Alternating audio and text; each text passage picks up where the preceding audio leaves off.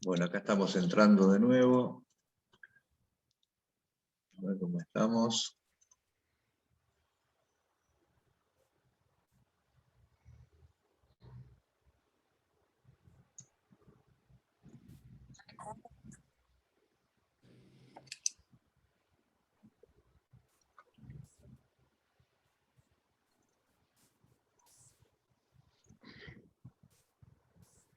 Entrando Luis.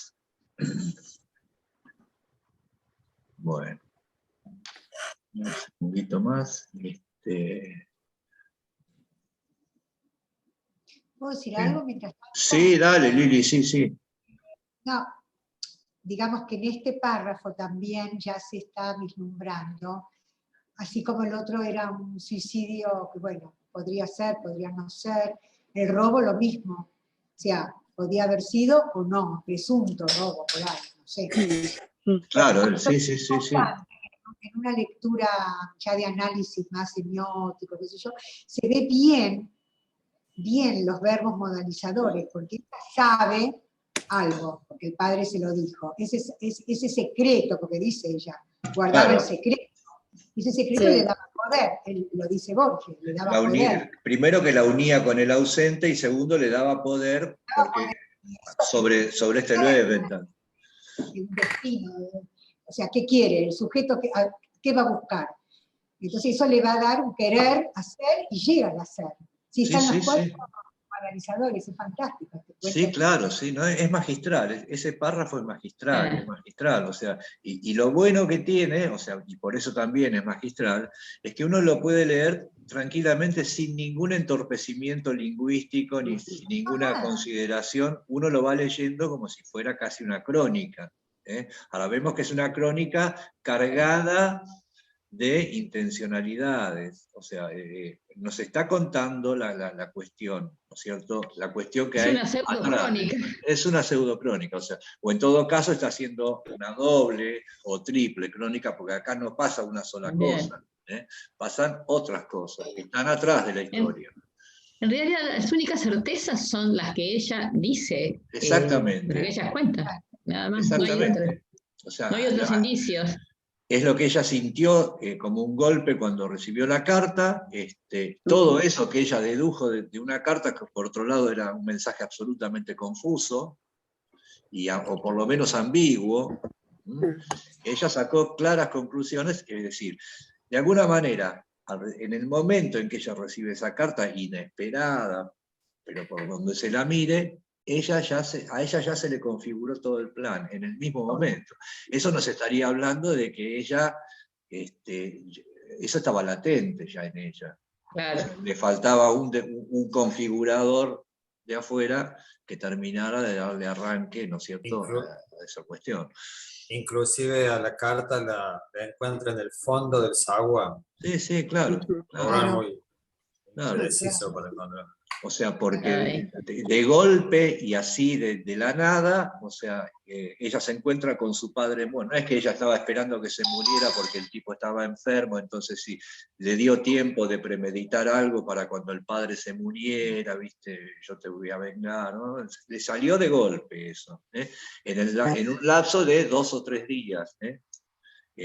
Bueno, sigo, entonces ellas, o sea, ese secreto, el Löwenthal, este supuesto malhechor que ahora es el dueño de la fábrica, no sabía que ella sabía que él había robado según el padre, entonces ella derivaba de ese hecho ínfimo, se aclara de recalcarlo, ¿no? Un sentimiento de poder. Bien. Contrastante. Claro.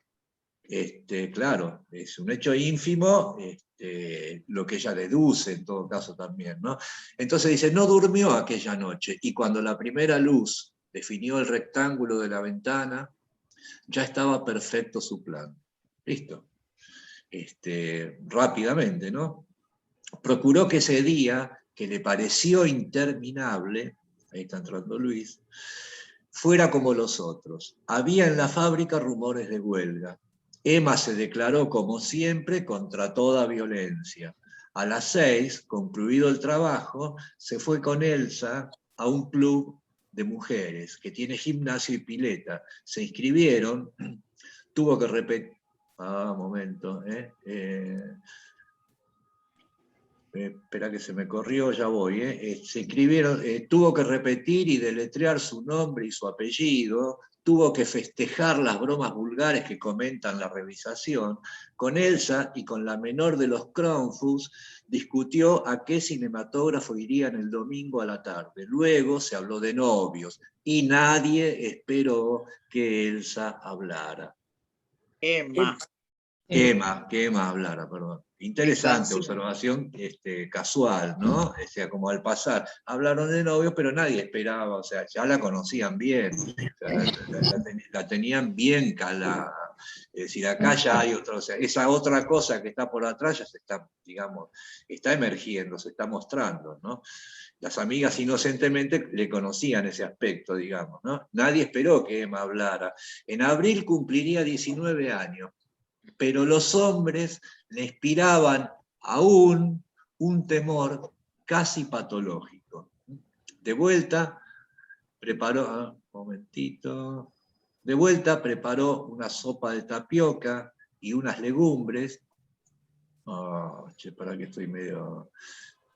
unas legumbres, comió temprano, se acostó y se obligó a dormir. Así, laborioso y trivial, pasó el viernes 15, la víspera. ¿Qué tal? Laborioso y trivial. De paso, digamos, la adjetivación borgiana.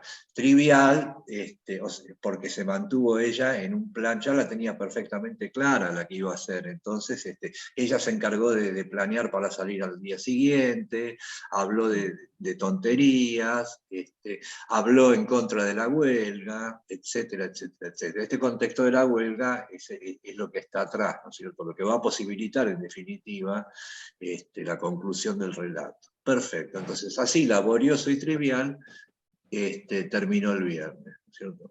La víspera, el viernes 15. El sábado, la impaciencia la despertó. La impaciencia, no la inquietud. Fíjense cómo de a poquito los detalles no es lo mismo, ¿no? La impaciencia, no la inquietud. Y el singular alivio de estar en aquel día, por fin. Acá ya se explica aquella primera cosa, ¿no? Esas ganas que tenía de que fuera el día siguiente, ¿no? Acá ya se va coloreando más esta situación. Ya no tenía que tramar y que imaginar.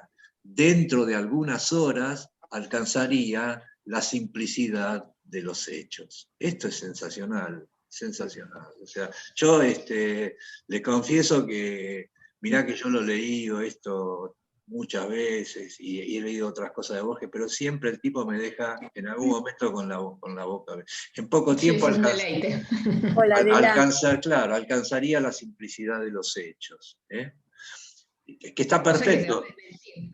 Claro, pero además que no, o sea, además porque lo que está afirmando no es verdadero, o sea, los hechos no van a ser simples, o sea, los hechos nunca son simples, a ella le parece, ¿no? O el narrador nos quiere hacer creer que, bueno, ya no voy a tramar más, o sea, la trama, la imaginación ya está, ahora voy a alcanzar la simplicidad de los hechos. Y los hechos van para cualquier lado, o sea, los hechos se mueven solos, ¿no es cierto? Entonces dice, ese alcanzar la simplicidad de los hechos es una falacia, en realidad, no va a suceder así. Y me hace acordar también aquel poema que siempre citamos, que se llama La noche que en el sur lo velaron, que está lleno de claves borgianas, ¿no?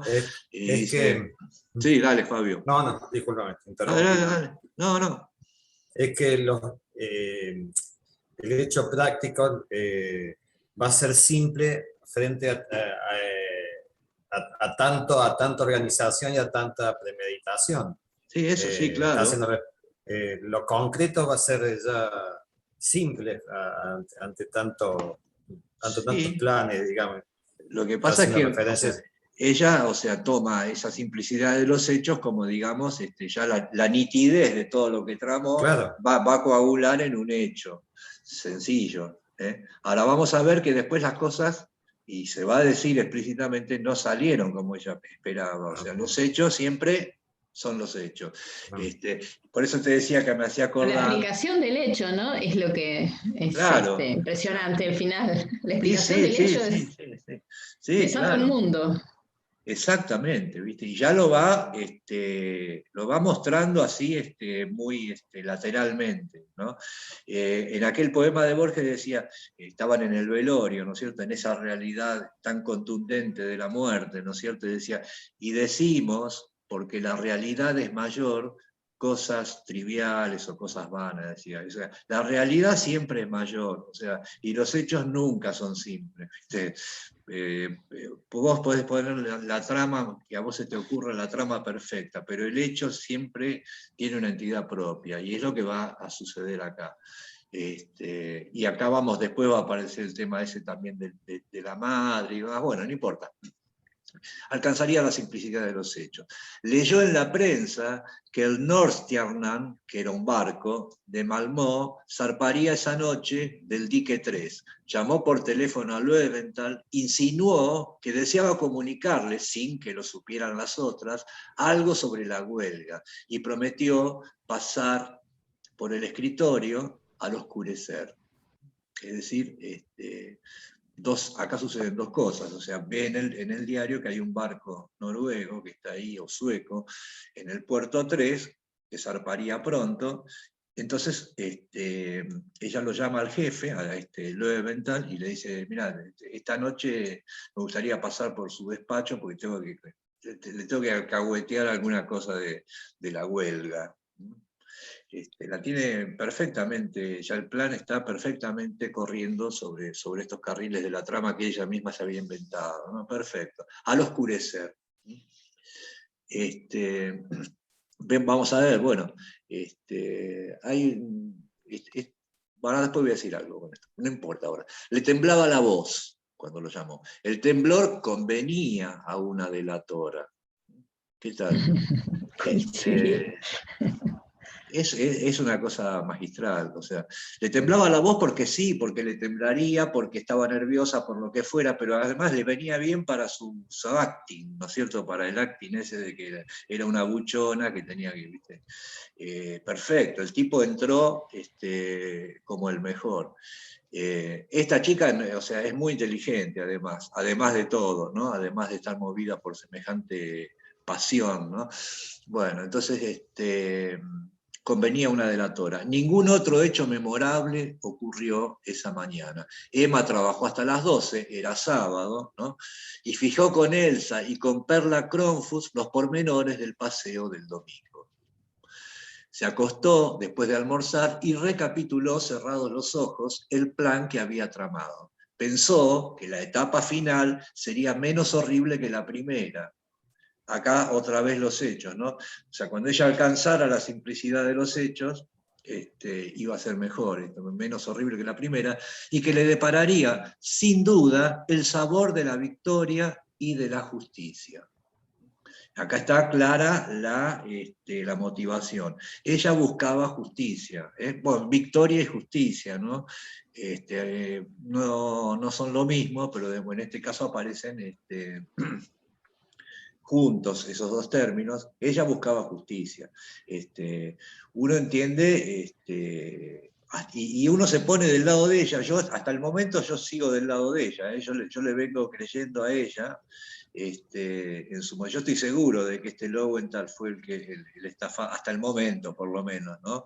Y que es necesario un acto de justicia, entonces, y que ella se va a tomar este rol, ¿no es cierto?, de justiciera. Hasta el momento es una justiciera en potencia, ¿no? Bueno, de pronto alarmada se levantó y corrió al cajón de la cómoda, la abrió, ¿no? Ya se acuerdan que lo había guardado en el cajón de la cómoda, lo abrió. Debajo del retrato de Milton Stills, donde lo había dejado donde la había dejado anteanoche, estaba la carta de Fine. Nadie podía haberla visto. La empezó a leer y la rompió. Ahora de golpe, ella tramando eso, mientras estaba ahí tirada durmiendo la siesta, ya tenía todo sobre... Y de golpe se levantó y fue a mirar la carta. La rompió, la terminó rompiendo, nadie la había visto seguramente. ¿Quién la va a ver ahí si ella vivía sola? Ahora, ¿por qué de golpe ella se levantó y la leyó, no es que fue y la rompió, ya la había leído, ya sabía lo que decía, pero la volvió a leer. Es como que uno Ross. podría pensar que quería ajustar un poco, a ver si tenía que ajustar algo de la interpretación, me da esa impresión a mí. O sea, esa parte la delata un poco, ¿no es cierto? Me parece a mí. Pero bueno, la vuelve a leer y la rompió. De paso, la había guardado, fíjense que viene esto narrativamente, ¿no? Taller literario. Vamos acá. A ver, espera, ¿dónde? Vuelvo al párrafo ese de la carta, ¿no? Dice, ¿cómo dice? Dice, la abrió. Debajo del retrato de Milton Steele. Milton Steele era un actor de la época, en su momento muy famoso, de Hollywood, del cine mudo y qué sé yo, ¿no? Tipo que le fue muy bien. Bueno, no importa, era el ídolo de las chicas. Pero no dice, abrió el cajón, yo, que soy mal narrador, hubiera dicho, abrió el cajón, debajo de un retrato de Milton Steele, pero no pone un retrato, pone el retrato, lo da por sentado, o sea, eso nos hace entrar más inmediatamente en la intimidad de esta chica. Debajo del retrato, como era obvio que tenía un retrato del galancete de moda, un retrato hubiera sido una instancia más lejana, pero acá estamos bien metidos en la focalización con este personaje de Emma. Por eso le estamos creyendo todavía, porque está absolutamente focalizado en ella, el narrador, quiero decir, ¿no? Que es un narrador aparentemente en tercera persona, por lo menos hasta ahora se está comportando como una tercera persona. Entonces, al decir el retrato, le da mucha más inmediatez a la situación. Bueno, la saca y la rompe. Esta ruptura de la carta es un detalle visual, es un detalle de énfasis. Uno puede pensar que no quiere que después la vean la carta esa, perfecto, pero también va a tener un paralelismo con otro momento que viene más adelante en el relato. Bien. Entonces, sigo, la rompió. Y ahora el paréntesis ahora, que es el capítulo 6, o el versículo 6, llamémosle, o el párrafo 6, y acá aparece lo que Borges nos tiene ya acostumbrado, que ya lo conocemos, ¿no es cierto? Este tirar para atrás el relato y esta irrupción de golpe del narrador. Nos salimos de la historia inmediata, estábamos viendo el cajón de la cómoda de esta chica, y estábamos diciendo, ahí tenés el retrato. Bueno, ahora el tipo tira todo para atrás, ¿no? Y dice lo siguiente: referir con alguna realidad los hechos de esa tarde sería difícil y quizás improcedente. Acá está hablando el narrador. ¿Se acuerdan en el Aleph? Aquí comienza mi desesperación de escritor. Esto también, ¿viste? Cuando referir con alguna realidad los hechos de esa tarde, o sea, el tipo mismo, el narrador mismo, está desconfiando de la veracidad de su narración, ¿viste? ¿Cómo hago para darle realidad a esta cuestión? O sea, está todo cuestionado acá permanentemente. O sea, la linealidad del relato está saboteada por todos lados, ¿no? Bueno, un atributo de lo infernal es la irrealidad. Un atributo que parece mitigar sus terrores y que los agrava, tal vez. ¿Cómo hacer verosímil? A ver, narradores, esto es una pregunta de taller literario también. ¿Cómo hacer verosímil una acción en la que casi no creyó quien la ejecutaba? ¿Cómo recuperar ese breve caos que hoy la memoria de Emma Suns repudia y confunde? Eso es un momento clave del relato, porque acá irrumpe el narrador. O sea, sabemos que es un narrador que conoce la historia de esta chica y dice dice específicamente cómo hacer verosímil una acción en la que casi no creyó quien la ejecutaba. Es decir, ya no, o sea, no tenemos tan clara cómo es la actitud de esta chica, ¿no? Cómo recuperar ese breve caos, o sea, esa locura en la que entró Emma a partir de haber recibido la carta, ¿no? Ese breve caos que hoy Hoy la memoria de Emma Suns repudia y confunde. Entonces acá está sacando el relato del presente narrativo y lo trae a la contemporaneidad del narrador. Este hoy, o sea, en este hoy, o sea, Emma Suns todavía vive, ¿no? Y vive para arrepentirse y para repudiar aquel breve caos en el que entró en aquel momento. Esto es bien interesante. Por eso decíamos el otro día, cuando vimos el de la lotería, que tiene tanta, digamos, las narraciones breves de Borges, tiene tantos pliegues y maneja tantos tiempos distintos y tantas alternativas distintas, que tienen una densidad novelística. O sea, uno, leyendo este brevísimo relato, da la sensación de que pasó muchísimo tiempo leyendo este relato y de que pasaron un montón de cosas. Y no pasan tantas cosas, pasan 3 o 4 cosas, estrictamente. Sin embargo, ahora estamos en este hoy, o sea, ya sabemos algo más del personaje, pero que no está en el relato. O sea, ya tenemos un vislumbre del hoy del personaje, de lo que está fuera del texto. Hoy lo repudia, ese breve caos. Perfecto. Es una anticipación, digamos, de las consecuencias también de esto, ¿no? Repudia y confunde. Dice, Así como Borges, sí. así como Borges repudió más de una vez haber escrito este cuento. Bueno, sí, claro, ese y otros, ¿no? No, pero justamente yo creo que él lo solía decir por el tema de la violencia, ¿viste? Es decir, que no le gustaba el cuento porque tenía implícito una venganza al cual él no era afecto, digamos. No, Por lo menos claro. decía.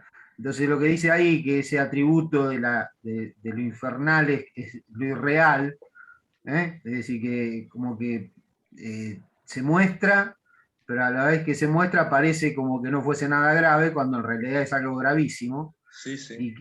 y que ella misma, la misma protagonista, la misma asesina, quisiera olvidarlo, quisiera que eso no hubiese sucedido. Exacto, sí. Sí, Parece eso es que maravilloso, o sea, porque ahí te saca, o sea, te saca del tiempo, o sea, te lleva a un tiempo futuro, a un presente en realidad, que es el y después, futuro de la acordate que narración. también después va a decir que hay hechos que están más allá del tiempo, Sí, ¿viste? bueno, claro, exactamente. O Yo sea, creo que él se está refiriendo a ciertos crímenes arquetípicos, como es la muerte de César, o ciertas cosas que sí, suceden y que se repiten y se repiten y se repiten, y que bueno, es decir, la humanidad, como uno en eterno retorno, los vuelve a hacer de distinta manera, sí, porque ¿te acordás que lo relaciona con el hecho de Cruz, viste? Es decir, exactamente. O sea, son estos sucesos borgianos, digamos, o estos hechos que plantea Borges en tantos relatos que son términos de series infinitas, ¿viste? Son cosas que vuelven y vuelven y vuelven y vuelven. Esto también, de alguna manera, ¿viste? Porque esto, en cierto modo, también es el extra, este personaje. O sea, el tema es el tema de la tragedia también, solo que no es un personaje trágico, porque está ayornado, y ya vamos a ver también eso también. Pero bueno, entonces, y esto me encanta, me dice, Emma vivía por Almagro, en la calle Liniers. Me encanta, que lo diga así tan en Argentina. Vivía por Almagro, eso lo dice un argentino, no lo dice ninguna otra. Vivía por Almagro, en la calle Liniers. Y acá dice algo bien interesante, y acá el narrador te rompe ya el pacto directamente. Dice, nos consta que esa tarde fue al puerto. Acá aparece nos consta. Ya cambió la persona narrativa directamente, o sea, ya el narrador entra en otra relación con el lector. Y de golpe, uno que estaba recibiendo una narración en tercera persona, estaba recibiendo un informe de un narrador abstracto, y de golpe se te hace cercano el narrador. Entonces es como que estuviera contándote a vos la cosa, o al grupo de lectores, o a nosotros que estamos ahora todos acá, y te hace partícipe, nos consta, y te lo dice como en confianza, ¿no? Y ahí cambia completamente el enfoque del narrador. Bien, entonces, nos consta que esa tarde fue al pueblo. Y acá va a nombrar el Paseo de Julio, que es lo que es, hoy es el Paseo Colón, donde estaban todos los, digamos, era la periferia del puerto, donde estaban todos los prostíbulos, las salas de diversiones, los teatruchos, los cines, las maquinitas tragamonedas, bueno, era todo el reviente ese de toda zona portuaria de cualquier lugar del mundo, ¿no es cierto? Bajaban los marineros, ¿viste? Estaban unas horas, ¿viste? Les sacaban toda la mayor cantidad de guita que podían y los tipos se volvían, después dejaban... Isaías, acordate Sí, que él tiene una poesía dedicada a ese lugar, que realmente sí, es una, claro. es para analizarla, es hermosa, ¿no? Sí, Porque sí, te sí, sí. muestra la visión que él tenía sobre todo ese mundo prostibulario, digamos, y sobre todo el tema de la prostitución, ¿no? Sí, sí, sí, con algo de carnicería, decía, me parece en ese poema, ¿no? Y bueno, acá pasa lo mismo. Bueno, el Paseo de Julio dio mucha literatura, ¿viste? Desde González Tuñón, ¿viste? Imágenes Si del quiere Paseo ver de la Julio. vida, ¿cómo era? Si quiere ver la Claro, vida en color de rosa, eche 20 centavos en la ranura. exactamente. Y no se inquiete, amigo, la vida es dura, con la filosofía poco se goza. Si quiere ver la vida color de rosa, eche 20 centavos en la ranura. Eso, la imágenes del Paseo de Julio se llama. Después, bueno, Marco de Nevi también tiene un cuento extraordinario que se llama La redención de la mujer caníbal, que yo se los recomiendo, que también es un personaje que trabaja en este ambiente, ¿no? Bueno, entonces ella va al puerto, va al Paseo de Julio, ¿no? Dice, acá otra vez tenés las mismas calificaciones, ¿no? Fíjense acá los adjetivos y las situaciones, ¿no? Dice, ¿acaso en el infame Paseo de Julio se vio multiplicada en espejos? Esto lo nombra González Unión en su poema también. Este juego de los espejos deformantes, ¿no es cierto? Que te hacían más flaco, más alto, más gordo. Estaba lleno de estos bolichitos, ¿no? Se vio multiplicada en espejos, publicada por luces y desnudada por los ojos hambrientos. Pero más razonable es conjeturar que al principio erró inadvertida por la indiferente recoba. Esto es multiplicada, publicada, desnudada, erró, inadvertida, la indiferente recoba, ¿no? Todo un ambiente de lo más, digamos, inestable, que además no era el ambiente de ella, ¿no? Entró en 2 o 3 bares, vio la rutina o los manejos de otras mujeres, dio al fin con hombres del para que no me sale el nombre, Northtianland, el barco encontró unos marineros de ese barco que ella había visto en el diario. De uno muy joven, temió que le inspirara alguna ternura y optó por otro. No, porque por ahí me gusta. Quizá más bajo que ella y grosero el otro, ¿no? Para que la pureza del horror no fuera mitigada. Fíjense hasta qué punto esta chica está poseída por su plan, por su deseo de justicia. O sea, necesitaba mantenerse en un quantum de horror. Entonces el otro no, porque era joven, qué sé yo, ¿viste? Podía haber derivado, pero no, la pureza del horror no tiene que ser mitigada. O sea, no es simplemente el horror de lo que va a suceder acá, sino el horror de toda esta situación que está viviendo esta mujer, ¿cierto? En su relación con este padre, ¿no? Bien. Escuchame, Isaías, Sí, decime. ¿te acordás del cuento de Coan que parte desde este párrafo prácticamente? Claro, bueno, Coan hace como una continuación, ¿no es cierto? No sé si una continuación, pero claro, sí, es un derivado de este relato, sí. El del beso es. Claro, porque él Claro, lo que hipotetiza ahí, lo que trabaja, es que la que él creía una prostituta, las claro. Las putas putas no no, besan, sí. putas no besan, digamos, lo que él creía una prostituta le da un beso.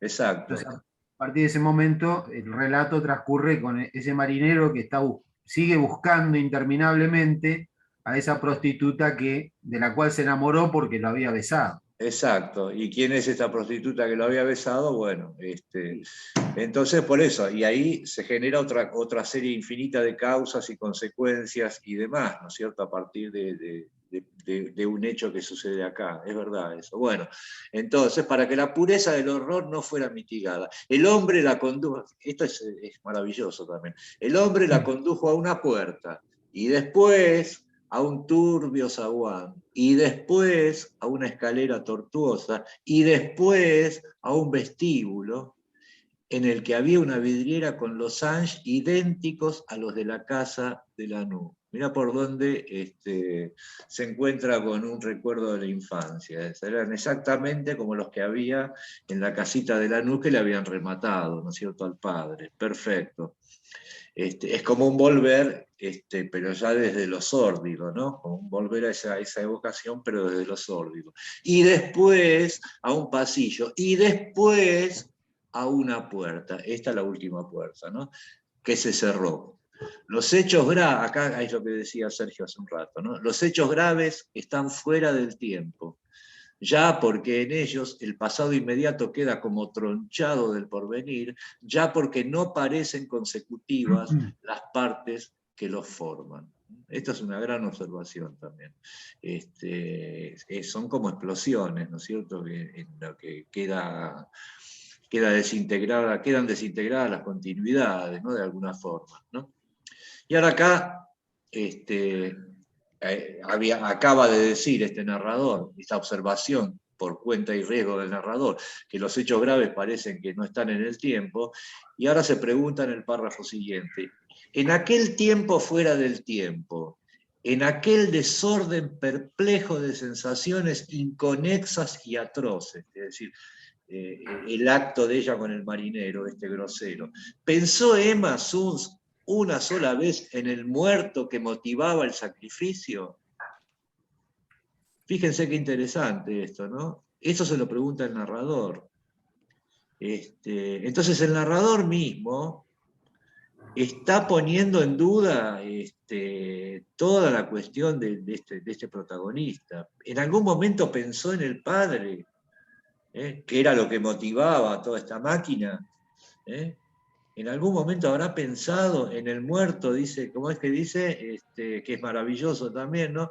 En el muerto que motivaba el sacrificio. Y acá se habla de sacrificio, ¿no es cierto? Así. O sea, está la desconexión del tiempo. Claro, exactamente. O sea, sacrificio en el sentido de lo que ella va a hacer ahora, que ella fue el comienzo de todo eso. Exacto, que ella tenía aversión a los hombres, se dice explícitamente. Y sin embargo ahí. Ahora va a haber un sacrificio, pero también ella está planeando un sacrificio, otro sacrificio. Va a sacrificar a una persona, ¿no? Lili. ¿Vos querías decir algo, Lili? Sí, quería, bueno, no sé si Borges tomó en cuenta las connotaciones que tienen en los textos religiosos, el sacrificio. El sacrificio es lograr algo en beneficio, ¿no? O sea, lograr hacer algo en beneficio. Y yo creo que todo este párrafo anterior, antes de pasar, porque después ya vienen otras connotaciones, el tema de la justicia que vos hablabas, en realidad, sí, es en parte la justicia, pero a veces la justicia queda algo que no se puede,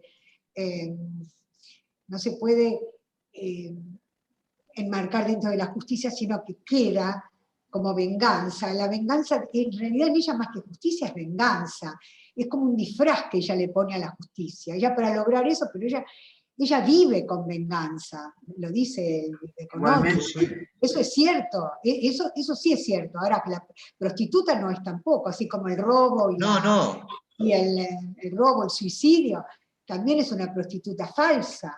Son formas de instrumentar, son pasos para instrumentar esa venganza, o viste este sacrificio. Claro. Ella le llamaba justicia, pero es un individuo, la justicia es social, no es bueno, individual. claro. Creo que la justicia, no es solamente la venganza supletoria de la justicia en este caso. Lo que pasa que eso, hay algo más en ella. Lo que pasa es que para mí, ¿no? Lo que ya está empezando Borges a trabajar ahí es el hecho de que el motivo deja de ser un poco la muerte del padre para ser la violación. Es decir, ella matando a Lowenthal también está vengando su propia violación, ¿no? Totalmente, claro. Por eso dice, no se acuerda, ¿se habrá acordado del padre? ¿O realmente cuando lo mató se estaba acordando de lo que le pasó en ese momento? Ahí ya el narrador entra a dudar de las motivaciones de la de la La motivación no protagonista, habrá ¿viste? sido esa, que a ella le hayan Bueno, hecho eso. exacto. ¿no? Bueno, Además, antes había dicho que tenía un terror patológico. claro, claro. Sobre Bueno, pero además ahora va a Sí, haber, pero va a eso haber, contrasta con la frialdad con que ella rechaza al marinero lindo, joven, Claro, y busca al bueno, o otro. sea, por las claro, dudas no quiere dejar ningún resquicio nada. a nada, o sea, es inflexible, es muy dura, es una mujer muy dura, o sea, como todas estas heroínas, digamos, de la Es tragedia una también, o heroína, sea, sí. tiene esa impronta de la mujer terrible, en cierto modo, como Electra, como, qué sé yo, Antígona, ¿no? Con una Sí, Claro. determinación claro, enorme, una determinación ciega. Exacto, exacto. Y claro. entonces, bueno, y duda el narrador de su motivación. Se habrá acordado en algún momento del padre, pero eso, además de eso, eso lo va a redoblar ahora, ¿viste? Porque va a suceder Sí. algo más sobre eso mismo, ¿no es cierto? Que va a terminar de torcer, digamos, toda esta historia, ¿no? ¿Cómo quedaría ahí la culpa? Y bueno, ella sintió, ya sabemos que ella sintió una ciega culpa de entrada. ¿M? Que yo me preguntaba, bueno, ¿cómo una ciega culpa? ¿Por qué una ciega culpa ante una carta simplemente? Bueno, vamos a ver, ¿viste? Vamos a ver cómo queda. Todavía está todo inestable, ¿no? Claro. Dice, Al final bueno, vemos la culpa. entonces dice, bueno, el muerto... Y entonces acá el narrador ya directamente, ¿viste? Te habla a vos, a cada lector. Dice, yo tengo para mí que pensó una vez y que en ese momento peligró su desesperado propósito. Mirá qué interesante. Claro, Yo tengo para mí pensó, una vez pensó, ahora, ¿en qué circunstancia pensó? Ahora vamos a ver, ¿no? Y que peligró su desesperado propósito. Pensó, no pudo no pensar, o sea, comparte con el lector. ¿Viste? Es como que yo le digo ahora, lo miro a Fabi y le digo, ¿a vos te parece que no pudo pensar en eso? ¿Cómo no va a pensar en eso? Y se pensó, no pudo no pensar, ¿no? Más como era ella, ¿no es cierto? Que su padre le había hecho a su madre la cosa horrible que a ella le hacían ahora. eso es bien psicoanalítico. Bueno, claro, y acá ya está, ¿viste? O Y ahí está sea, la culpa.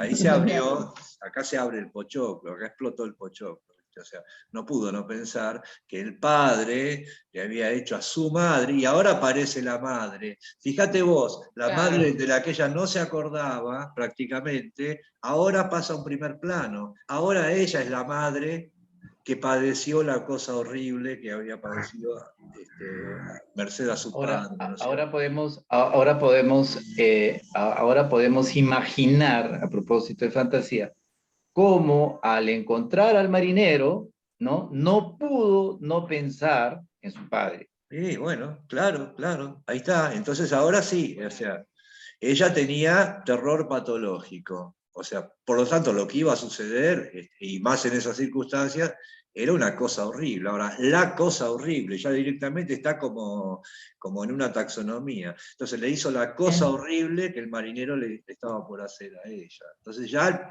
acá ya el padre no es este santo varón inocente. Inocente.